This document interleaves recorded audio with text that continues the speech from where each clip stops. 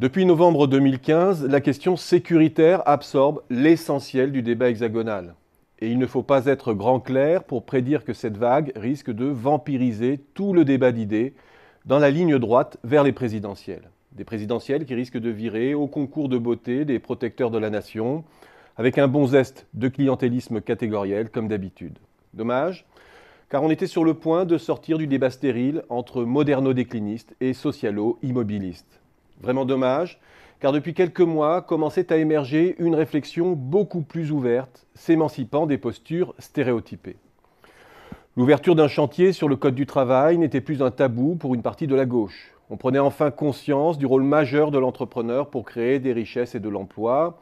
Un débat constructif s'ouvrait sur l'intérêt et les dangers de l'ubérisation du travail.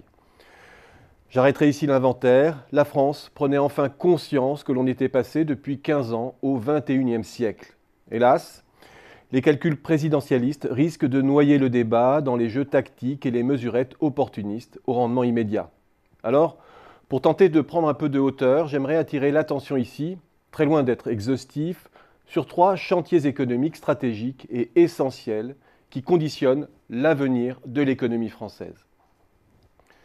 Le chantier de la croissance d'abord. Un constat s'impose, malgré le refrain de l'alignement favorable des astres, une rengaine qui devrait impulser à elle seule 2 points de croissance supplémentaires, la médiocrité des perspectives de reprise révèle à quel point nos archaïsmes pèsent sur un potentiel de dynamisme pourtant exceptionnel. Le chantier de l'Europe ensuite. À part le sauvetage de l'euro et des banques payées au prix fort, rien au fond n'a été résolu en 8 ans de crise. Une situation qui étonne même un conservateur comme l'ancien président de la Fed, Ben Bernanke, qui avoue ne rien comprendre à la politique économique européenne.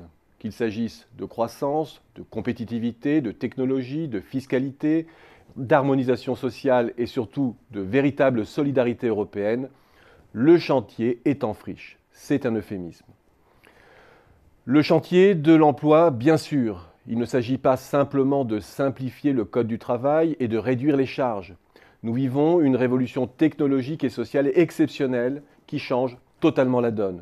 Un seul exemple, mesurer le temps de travail a de moins en moins de sens dans le monde digital, décentralisé, autonomisé et automatisé dans lequel nous entrons. La priorité, c'est de s'extraire des règles rigides qui sont incapables de s'adapter aux préoccupations spécifiques des secteurs et des entreprises les plus dynamiques et créatrices d'emplois, tout en créant les conditions d'un nouveau consensus social. Je pourrais évoquer aussi la réforme de l'État, la réflexion sur l'attractivité et la compétitivité du territoire, sur la transition énergétique, la métropolisation, sur l'équilibre entre le rôle de nos grandes entreprises et le tissu des PME, sur l'identification des véritables investissements stratégiques à long terme que doit faire la France pour booster son économie. J'arrête là, on aura compris que le débat est terriblement technique et qu'il ne doit pas être réduit à des messages électoralistes et souvent idéologiques.